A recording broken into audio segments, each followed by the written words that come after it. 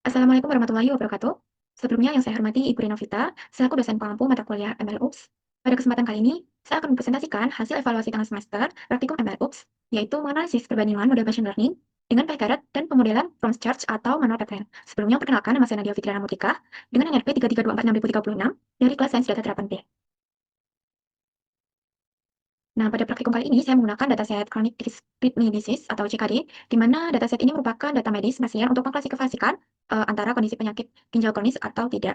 Lalu untuk dua pendekatan sendiri, saya menggunakan PyCaret, kemudian pemodelan manual pipeline, itu saya gunakan model dari tiga terbaik hasil PyCaret berdasarkan nilai Evans Score paling tinggi. Kemudian untuk tujuan perbandingan sendiri, itu untuk melihat seberapa baik performa modelnya, lalu seberapa efisien proses modelingnya, kemudian juga melihat bagaimana perilaku model ini bisa belajar dari dataset CKD itu. Nah, sebelum melakukan analisis perbandingan, saya akan memperlihatkan hasil shortcut-nya. Nah, untuk shortcut-nya itu saya melakukan EDA terlebih dahulu atau Exploratory Data Analysis, di mana saya mengimport library Pandas, NumPy, Seaborn, sama Matplotlib PyTorch. Di sini melakukan dataset dari Kaggle, itu saya download dalam bentuk CSV, datasetnya seperti ini. Kemudian dataset ini merupakan hasil dari klasifikasi, di mana untuk klasifikasikan di mana pasien ini mengalami ginjal kronis atau tidak.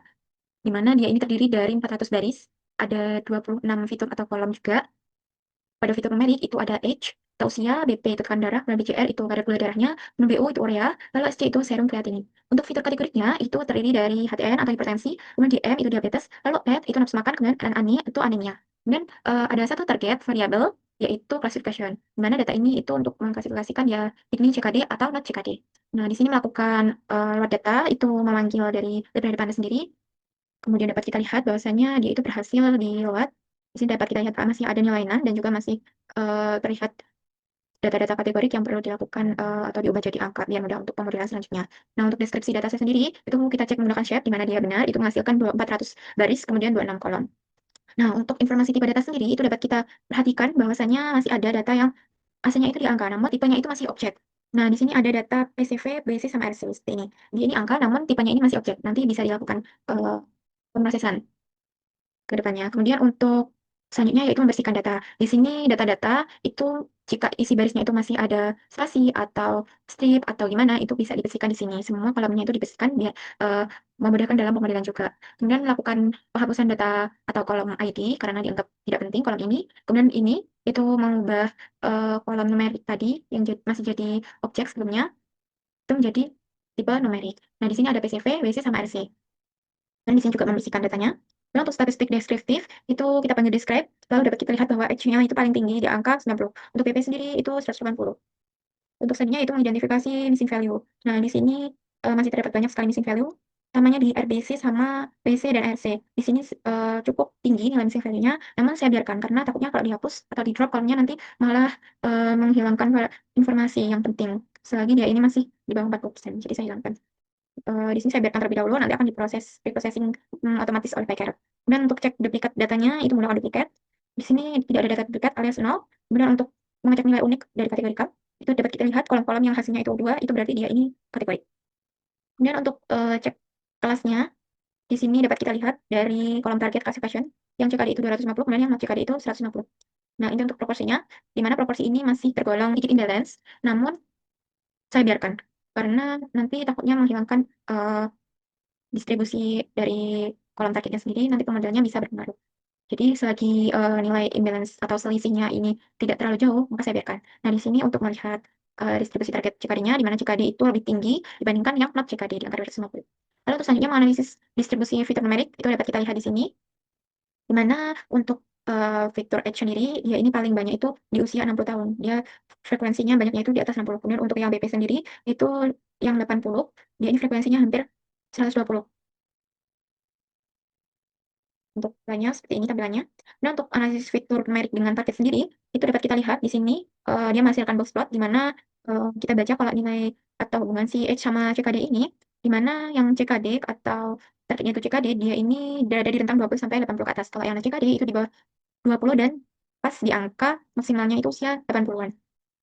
Lalu untuk yang BP sendiri itu batasnya itu di bawah 60, lalu dia itu 120 kalau di CKD. Kalau yang CKD itu 60 sampai 80. Untuk yang lainnya seperti ini. Nah, untuk yang analisis fitur kategorik dengan target, dapat kita lihat dari RBC sendiri. Fitur RBC itu jumlahnya ini masih normal, di mana yang normal itu nilai tidak CKD itu paling tinggi di RBC yang normal. Nah, untuk yang CAD PS CKD ini, kalau CAD-nya itu 0, dia itu lebih banyak yang CKD. Nah, untuk yang lainnya seperti ini. Kemudian untuk ini pengecekan outlier, di sini pengecekannya itu dapat kita lihat hasilnya itu banyak sekali outlier, namun saya biarkan karena nilai outlier ini takutnya nanti kalau dihapus atau ditangani itu dapat menghilangkan variasi data. Misalnya kalau di sini SO ini kalau kita lakukan iterasi menggunakan shaping, nanti dia ini 0, jadi tidak ada pengaruh sama sekali dengan variabel targetnya. Kalau misalnya jadi di shaping. Nah, untuk selanjutnya itu pada kode utama PyCaret sendiri. Ini install terlebih dahulu library-nya dari GitHub. Ini link dari praktikum kemarin. Karena saya menggunakan Colab, maka diinstal ulang. Kemudian memanggil library PyCaret-nya, kemudian cek versi PyCaret itu 3.4.0. Lalu melakukan start. Di sini memanggil classification karena termasuk data kategorikal targetnya, jadi kayak classification. Nah, di sini memanggil start-nya itu fungsi dari PK sendiri. Di sini fungsinya dia itu untuk melakukan preprocessing. Nah, session ID-nya itu 1, 2, 3 berdasarkan ini. Lalu targetnya classification berdasarkan ini juga. Kemudian tipe targetnya itu binary. Kemudian untuk mappingnya, hasil mappingnya itu CKD itu 0. Kalau non CKD itu 1.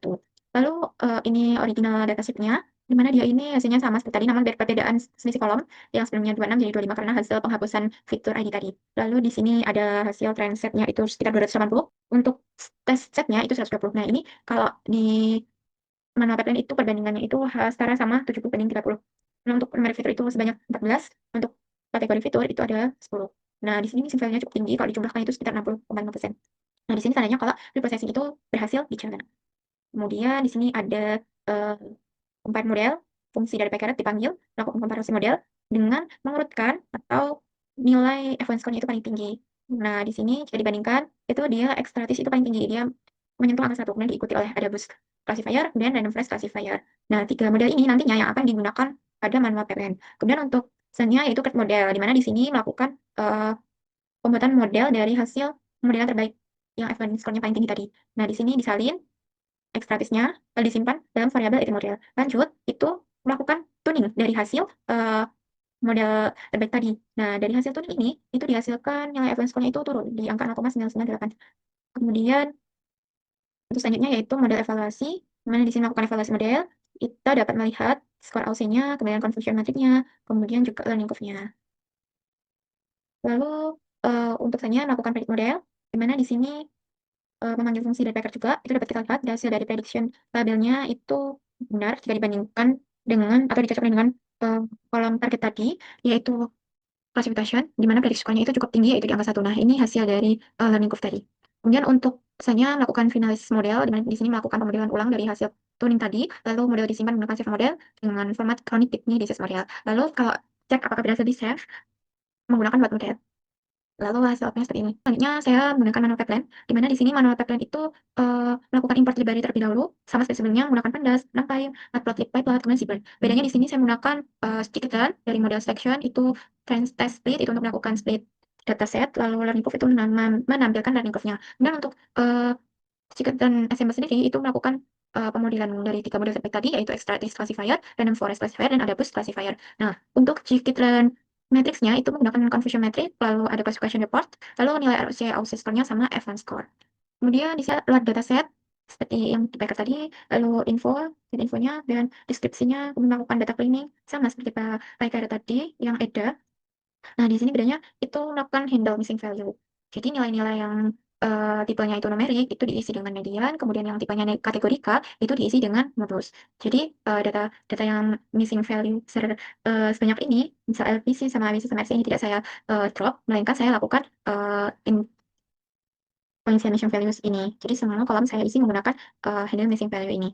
Nah, setelah dilakukan handle missing value, itu kita cek apakah berhasil ditambahkan penanganan missing value-nya. Nah, di sini berhasil karena semua nilai kolomnya itu tidak ada missing value atau nol. Kemudian melakukan encoding, di mana dia nanti mengubah data kategorikal, yaitu menjadi numerik. Misalnya, data yang normal itu menjadi angka 1, kemudian abnormal itu menjadi angka 0. Sampai yang CKD itu angka 1, kalau yang net CKD itu angka 0. Kemudian di mapping, melakukan replace. Kemudian melakukan range test split, di mana di sini melakukan drop terlebih dahulu data targetnya, itu targetnya classification. Kemudian agar tidak terjadi leakage, ini melakukan misalkan atau split data trend sama testnya itu ukurannya 0,3. Di sini saya lakukan sama dengan PyCaret-nya di perbandingan 70 banding 30. agar bisa kita lihat perbedaannya gimana. Lalu untuk selanjutnya melihat korelasi variabel atau fitur dengan fitur target. Nah, di sini dapat kita lihat hasilnya bahwasanya kalau yang warna merah ini dia termasuk pengaruh positif. Kalau yang semakin warna biru dia ini negatif. Misalnya pada hubungan hemo sama classification. Di sini kan warnanya biru, biru tua. Artinya dia ini sangat berpengaruh negatif tadi. Kemudian di sini ada fitur seleksinya dari Passion. Ini tujuannya itu untuk melihat seberapa besar fitur-fitur tadi itu berpengaruh dengan classification. Di sini dapat kita lihat kalau yang pengaruhnya positif itu HTM di angka 0,6, kalau yang negatif paling besar itu HEMO, min 0,74. Nah, saya melakukan print target card ini untuk melihat detail angka-angkanya agar kita lebih mudah dalam analisis. Lalu melakukan fitur seleksi awal, itu saya ambil yang korelasinya di atas 6,3 besarnya. Nah, dihasilkan itu 14 fitur di HTN, DM, AL, BGR, PE, BU, ANIS, SOD, BC, APET, RC, SG, PCV, HIM. Lalu untuk selanjutnya melakukan seleksi fitur menggunakan exhaustive fitur selection. Jadi setelah mengambil di atas 0,3 tadi, korelasinya itu masih saya seleksi lagi, saya perketat seleksinya biar hasil pemodelannya itu bagus, yaitu menggunakan exhaustive fitur selection, di mana fitur yang saya ambil itu sebanyak 10. Nah, di sini total kombinasinya itu mencapai 1001. Kemudian fitur terbaiknya itu didapatkan HTN, DM, AL, PE, ANE, PC, APET, RC, SG, HEMA. Dan untuk base AUC-nya sendiri itu satu. Nah, di sini hasil dari fitur seleksi tadi itu dimasukkan ke dalam data training sama testing. Nah, di sini melakukan pemodelan menggunakan X-Lattice classifier, Rebus classifier, dan juga Random Forest classifier. Di sini melakukan fit antara X-Train sama Y-Train masing-masing model. Kemudian dihasilkan evaluasi modelnya. Itu kalau X-Lattice conversion matrixnya seperti ini, dia masih salah dalam prediksi hasil klasifikasinya itu 2. Kemudian F1 score-nya juga masih 0,9865, OC score-nya itu 1, jadi cukup baik juga. Kemudian untuk yang ada sendiri itu masih terdapat 2 kesalahan menangkap yang di NAT CKD, di sini juga 1 kesalahan menangkap yang CKD. Kemudian untuk yang F1 score sendiri itu 0,9799, OC score-nya 0,99. Lalu untuk Random Forest itu dia salah dalam menangkap nilai CKD-nya. Dia salah satu. Untuk F1 score-nya itu cukup tinggi dibandingkan yang lain itu yaitu menyentuh angka 0,9934. Untuk AUC score-nya sendiri itu 0,9997. Nah, dari 3 model kita bandingkan, itu bahwasanya nilai Random Forest itu lebih baik dibandingkan model lainnya. Nah, kemudian untuk learning curve-nya sendiri itu dapat kita lihat bahwasanya pada X-Lattice classifier ini dia masih terjadi overfitting. Kemudian untuk yang ada bus cukup baik juga, tapi gap-nya masih lebih besar daripada Random Forest. Kalau Random Forest ini overfitting tapi rendah. Lalu untuk hyperparameter tuning sendiri saya memilih Optuna karena pada praktikum kemarin nilai hasil tuning paling terbaik itu Optuna. Kemudian untuk yang Optuna sendiri dia itu juga cepat melakukan tuningnya. Install terlebih dahulu dari Optuna, lalu mencari parameter terbaik dari Random Forest, sini masukkan model Random Forest-nya. Kemudian di sini skor yang ingin dioptimalkan yaitu advance score-nya. Kemudian di sini hasil parameter terbaik itu berada n estimatornya itu 171, kemudian max speed-nya itu 21, lalu min sample speed-nya itu 4, lalu min sample sleeve-nya itu 1, kemudian kriterian nya itu entropi. Lalu untuk base score-nya sendiri itu 1. Nah, ini hasil dari final model dan kita evaluasi dari hasil tuning tadi, kemudian didapatkan advance score-nya itu 1, kemudian OC score-nya itu 1. Dan juga confusion matrix-nya itu terlihat tidak ada kesalahan sama sekali, tidak ada kesalahan prediksi sama sekali. Lalu untuk learning curve-nya itu dapat kita lihat bahwasanya dia ini tidak mengalami overfitting, melainkan dia itu sangat bagus dan gap-nya juga sangat kecil. Nah, untuk selanjutnya yaitu melakukan perbandingan performa model dari hasil setelah melakukan hyperparameter tuning. Nah, di sini pada PyCarrot itu dihasilkan model terbaik itu X-Lattice classifier dengan hasil advance score-nya itu mencapai 0,9928, mana artinya dia ini kalau diterapkan di convolution matrix masih terdapat error atau kesalahan prediksi klasifikasi itu 1 pada yang not CKD. Kalau yang CKD itu benar semua pada nilai true positifnya itu 45, kalau true negatifnya itu 74. Kemudian untuk yang AUC dari PyCarrot sendiri itu hampir bagus juga di angka 0,9995. Dan untuk yang manual pattern itu model terbaiknya yang didapat Random Forest dengan F1 score itu setelah dituning 1, kemudian AUC score-nya itu 1. Untuk conversion matrix-nya itu benar semua, tidak ada kesalahan prediksi, di mana Logical itu berhasil menangkap nilai true negatif 75, kemudian menangkap 45 yang CKD itu atau true positifnya. Kemudian dapat kita lihat bahwasannya atau simpulkan juga dari perbandingan nilai AUC tadi, di mana dia ini, kedua model ini mampu menunjukkan kemampuan misan kelas yang sangat baik antara di PyCarrot dan manual pipeline. Lalu untuk selanjutnya analis performa melihat perbedaan dari kedua model tadi itu dapat disebabkan oleh beberapa faktor. Pertama, pada manual pipeline itu menggunakan exhaustive search fitur selection, di mana fitur yang dipilih ini benar-benar fitur yang berpengaruh dengan targetnya. Kemudian melakukan tuning, hyperparameter tuning menggunakan Optuna, di mana Optuna ini melakukan eksplorasi parameter yang lebih luas dan juga lebih spesifik. Nah, sedangkan di PyCard sendiri, itu dia ini pendekatannya itu otomatis. Jadi meskipun dia ini efisien, tapi ruang eksplorasinya ini terbatas. Jadi tidak seperti manual pipeline yang sesuai kebutuhan kita, sesuai keinginan kita. Kemudian untuk penggunaan dataset chronic kidney disease sendiri, itu polanya itu cukup jelas, sehingga model berbasis tree-based ini itu dapat mempelajari dengan sangat baik. Kemudian untuk perbandingan antara kompleksitas sama efisiensinya, itu kalau PyCarrot lebih cepat karena seluruh model itu dilakukan secara otomatis. Dia ini lebih cepat 2 menit. Kemudian untuk yang manual pipeline ini lebih lama, sekitar 16 menitan. Kemudian yang bikin lama itu fitur seleksi exhaustive search-nya sama Optuna. Untuk implementasi dari PyCarrot sendiri itu sangat mudah, di mana dia ini cuma manggil fungsi dari PyCarrot. Sedangkan manual pipeline itu lebih kompleks karena code-nya itu ditulis dari awal. Melakukan preprocessing sendiri, itu code-nya ditulis, kemudian saat melakukan pemodelan, itu juga ditulis satu persatu code-nya, kemudian untuk proses sendiri yang PyCarrot otomatis, jadi setelah kita kasih datanya, lalu panggil fungsinya, dia otomatis mengolah data tersebut. Misalnya pada start, dia melakukan pre-processing otomatis, kemudian compare modelnya, itu dilakukan secara otomatis. Lalu, kalau yang manual pipeline, dia ini bertahap dan juga benar-benar manual dari langkah pre-processing, yang missing value-nya itu kemudian encoding-nya, kemudian dia melakukan fitur seleksi juga, kemudian melakukan pemodelan, lalu hyperparameter tuning-nya, itu cukup kompleks juga. Kemudian untuk fleksibilitas sendiri, PyCarrot ini terbatas, jadi kita tidak bisa explore untuk menghasilkan model yang atau untuk ingin menghasilkan performa yang lebih tinggi lagi itu kita tidak bisa explore. Kemudian sedangkan manual pipeline itu sangat tinggi. Jadi kalau misal melihat modelnya ini masih belum optimal, hasilnya performanya belum optimal, itu bisa menggunakan manual pipeline. Nah, untuk selanjutnya kompleksitas implementasi. Seperti yang saya sudah jelaskan tadi, bahwasanya PyCarrot ini pipeline-nya ini sudah otomatis. Jadi dia itu tinggal memanggil fungsinya. Kemudian dia ini tidak perlu menentukan banyak parameter untuk melakukan tuning. Sehingga dia ini cocok untuk eksplorasi awal. Kemudian untuk manual pipeline sendiri, dia ini harus menentukan fitur dan juga parameter ini secara manual. Jadi benar-benar memilih sendiri bagaimana caranya biar performanya itu tinggi. Memilih fitur yang paling benar tadi. Kemudian untuk secara pemahaman algoritma itu sangat dibutuhkan di manual pipeline. Kemudian untuk bisa dibilang dia ini lebih fleksibel dan juga transparan. Jadi kita tahu mana fitur-fitur yang berhasil diseleksi dan juga parameter yang berhasil dituning, parameter apa aja yang dituning itu kita tahu. Nah, dari kedua perbandingan tadi, bahwasanya pendekatan manual itu dia lebih kompleks, namun memberikan kontrol yang lebih besar terhadap model, yaitu untuk meningkatkan performa modelnya. Kemudian untuk selanjutnya menganalisis hiperparameter tuning. PyCarrot ini dia melakukan tuning secara otomatis, di mana metode yang digunakan itu standar seperti random search, merge, sama grid search. Parameter yang dihasilkan juga sifatnya general. Sedangkan pada manual pipeline itu kalau menggunakan Optuna, parameter yang dituning n estimator, max dip, min sample split, sama min sample leaf. Dia menggunakan cross validation dengan mengoptimalisasi event score-nya. Nah, dari sini perbandingan tadi, di mana dapat kita lihat bahwasannya pendekatan manual pipeline ini memungkinkan mencari parameter yang lebih spesifik lagi terhadap karakteristik datanya, sehingga performanya ini bisa lebih optimal. Lalu untuk interpretasi learning curve-nya sendiri, itu pertama dari PyCarrot, dapat kita lihat bahwasanya nilai training score-nya itu sangat tinggi, di mana dia ini mendekati angka 1, dan menunjukkan model ini mampu mempelajari data yang dataset ini dengan baik. Kemudian untuk nilai cross validation-nya sendiri, itu juga sangat tinggi, namun masih sedikit di bawah nilai training score-nya. Untuk selisihnya sendiri atau gap-nya itu kecil antara training sama validation yang menunjukkan ada overfitting ringan. Nah, seiring bertambahnya jumlah data, jika lihat dari garis-garis ini, itu performa modelnya ini jadi lebih stabil dan juga gap-nya ini kecil, bahkan tidak ada di sini.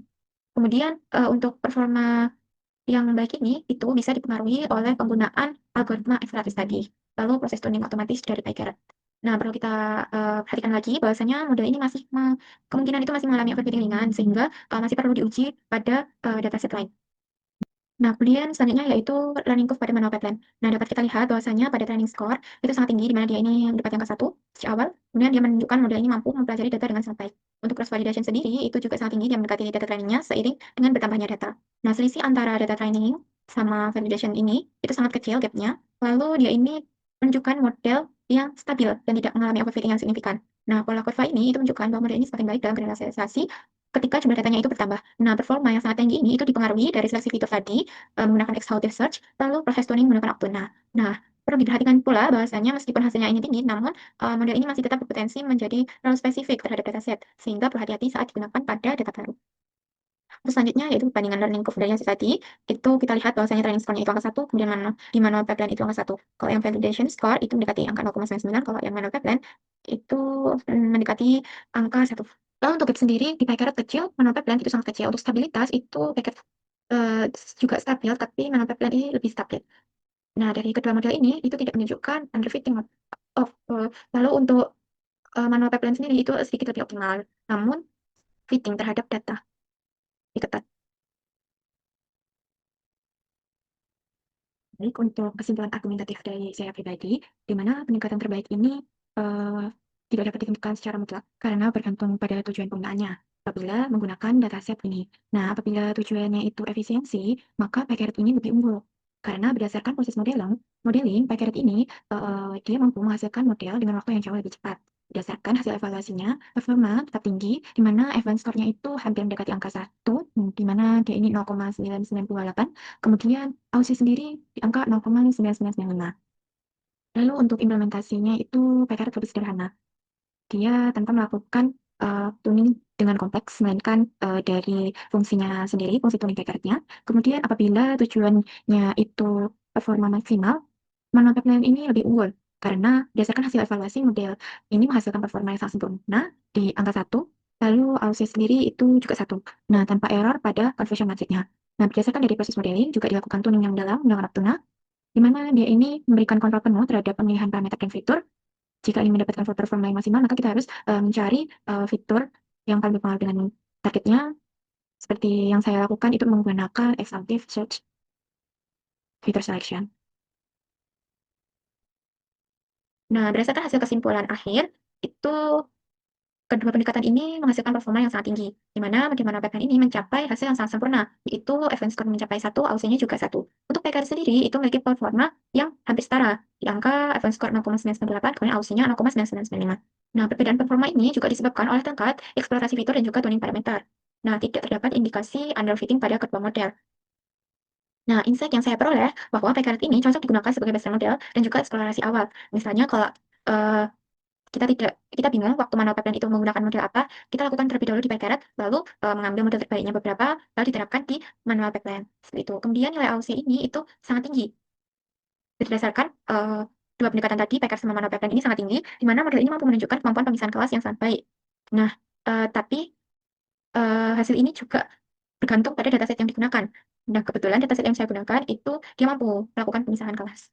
Nah, untuk nilai AUC yang tinggi itu juga tidak selalu berarti bahwa tidak ada kesalahan klasifikasi. Misalnya tadi masih ada satu kesalahan di PyCaret. Kemudian hasil cross validation yang sempurna itu juga tidak selalu sama dengan hasil pada data uji. Kemudian performa yang sangat tinggi itu mengindikasikan bahwa pola dalam dataset itu relatif mudah dipelajari. Kemudian semakin tinggi tingkat optimasi model, maka semakin besar pula kompleksitas dan juga waktu komputasi yang dibutuhkan. Jadi kalau misal ingin hasil atau performanya itu sangat tinggi, maka kita harus menggunakan manual pipeline gitu. Sedangkan kalau ada pekerjaan yang menuntut kita untuk melakukan misal 1 jam atau 2 jam ke depan itu harus selesai, maka bisa menggunakan Python. Nah, cukup sekian presentasi dari saya. Apabila ada kurangnya saya mohon maaf. Akhir kalam, bila taufiq wal hidayah. Wassalamualaikum warahmatullahi wabarakatuh.